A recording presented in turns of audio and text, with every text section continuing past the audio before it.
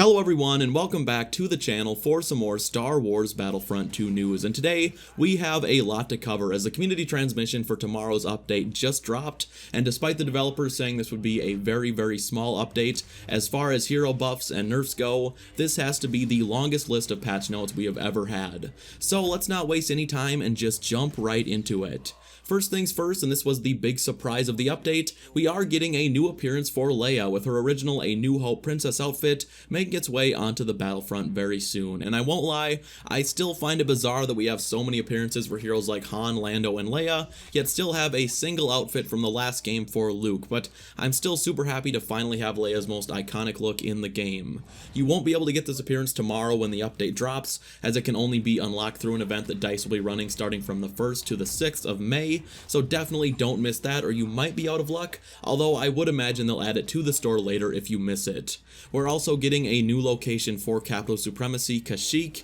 and from what the transmission says, the map will largely be the same as the Galactic Assault version, with just a few tweaks to fit the other game mode, but it will still be really nice to have some variety, especially in that mode where the matches can last an entire lifetime. The next huge change with this update comes to Darth Maul and Yoda, who will now both have a proper block. Yoda could already block blasters of course, but can now use his lightsabers to block incoming lightsaber attacks, and Maul is going from no block at all other than his spin attack to a full-on regular block. It does say near the bottom of the transmission that DICE is aware of an issue with both of their blocks if used before or during Maul's spin attack or Yoda's dash, so it seems like for now the blocks won't be working perfectly, although they are still releasing them, so we'll just have to wait and see until yesterday just to figure out how much of an issue that glitch is. I'm very curious to see how a block will have an effect on Darth Maul in particular. In Galactic Assault, he's already one of the single best heroes if you know what you're doing, and while he can be deadly in heroes versus villains in the right hands,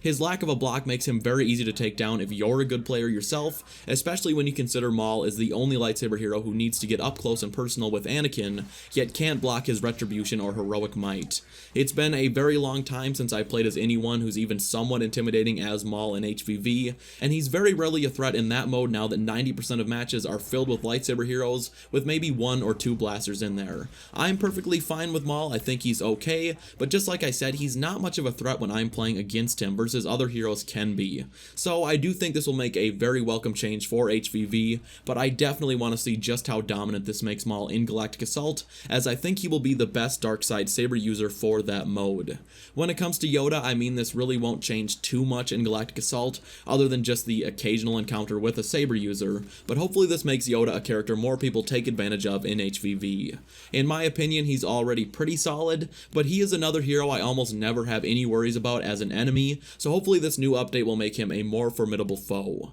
On the subject of Yoda, despite his newly found ability to block, his presence did get a pretty huge nerf with this update, as the health he gets from that ability was cut in half. Instead of getting 200 HP for his presence, he now only gets 100, and that is a pretty huge and unprecedented nerf. I would imagine this is to somewhat counteract and balance out the fact that he now has a block, but dang, that is a huge hit to our little green friend. Let's move on to Anakin, who is getting some changes, although not nearly as drastic as some people were hoping for. Anakin's pull dominance range has been decreased from 20 to 18 meters, his retribution range has been decreased from 20 down to 15, and his passionate strikes will no longer knock down opponents, and on top of that, his stamina when deflecting has been reduced from 14 to 10 swings. I can say without really any hesitation that his range nerfs for pull dominance and retribution are going to change very little, especially in HVV. If you are a lightsaber hero in that mode, you're still going to have to get up close and personal to do anything to Anakin,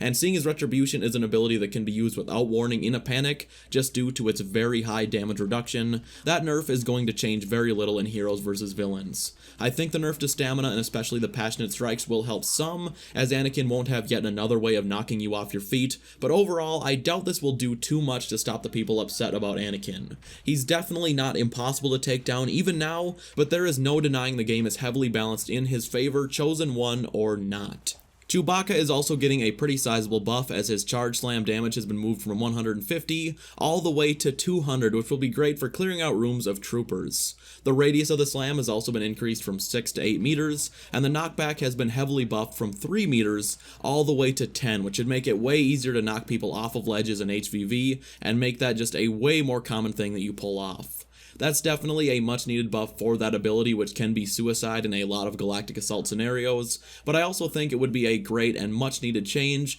just to give Chewie a higher damage reduction when using that ability, as the lack of control while using it can really put you in a tight spot, and honestly, I mostly stick to HVV whenever I use Chewie's Charge Slam. It's very useful against villains for sure, whereas it's more of a liability when you rush into a room with very little control of your actual character. DICE has also given Obi-Wan a bit of a buff by increasing his swing speed a little bit. I think Obi-Wan definitely needs more attention than that. I really enjoy using him in Galactic Assault, but in HVV he could really use some love. He is great for just staying alive and blocking, but as far as damage output goes, Obi-Wan needs to be made far more competitive, as he's yet another hero that is almost never a threat in HVV. He's very easy to take down after you've worn down his stamina, and his abilities are ridiculously easy to counter. His regular damage output statistically is very low compared to others. Personally, I always do fine when I use Obi-Wan, but what I'm saying is, whenever I'm playing against an Obi-Wan, he's very rarely much of a threat. Vader also did get the buff we talked about yesterday, with a pretty decent stamina increase that allows him to swing 2 additional times before he runs out. This should help Vader in HVV very much, as while he is still a relatively solid hero, the stamina changes last month definitely hit Grievous and Vader the hardest. I hope at some point DICE considers either reducing or just removing the massive stamina hit that Grievous takes while using his Sith Trained Star card, as his stamina is a huge hindrance now that you can no longer attack after running out. It's really not fair that Anakin gets a huge damage buff with a Star card without any drawback, but Grievous gets a 40% stamina reduction. Vader also received a second buff as he can now jump as high as the other Force users, and this also applies to Yoda, so if you are sick of not being able to get to the same areas as heroes like Rey and Anakin if you're playing as Vader or Yoda, that problem is now solved. A handful of general hero changes were made across the board as well, and a couple of these are really great changes I'm glad DICE has finally addressed. If you're using Grievous's Unrelenting Advance, force choking someone as Vader or using Maul's Chokehold, you can no longer be pushed out of the animation by force powers, which is a great change. I was so sick of choking someone as Vader and instantly having a Luke or Anakin ragdoll me out of the way, and when it comes to Grievous, it made his Unrelenting Advance laughably easy to counter. I sometimes just feel bad when someone activates it, and I instantly throw them across the map, as there's really very little they can do about it, other than just not use the ability. There is one change that is absolutely mind-boggling that DICE decided to make, as DICE has chosen to nerf the ATRT, and you heard me right, they nerfed the ATRT. You can no longer fire while repairing your vehicle, and they also reduced the active time of the ion shot from 10 seconds to 7, and I seriously do not get this change. The ATRT is already pathetically weak, and did not need a nerf by any stretch of the imagination, but I would be lying if I said I was too worked up about a vehicle I literally never use, but still, this change is just completely nonsensical. There are also a couple of bug fixes I'm super happy that DICE has finally addressed, the first being the melee glitch while trying to fire off the Ion Disruptor in Galactic Assault.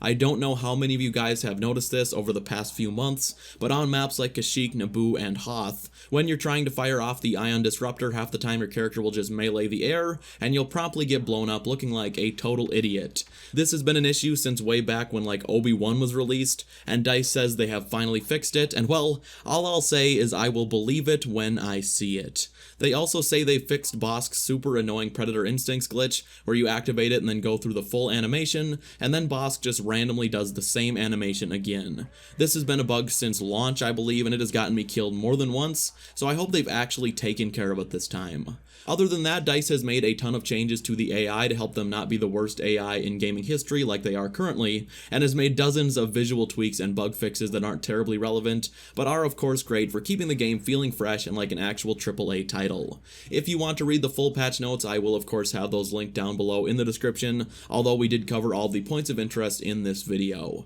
Anyways guys, thank you all so much for watching, and I will see you in the next one. Bye.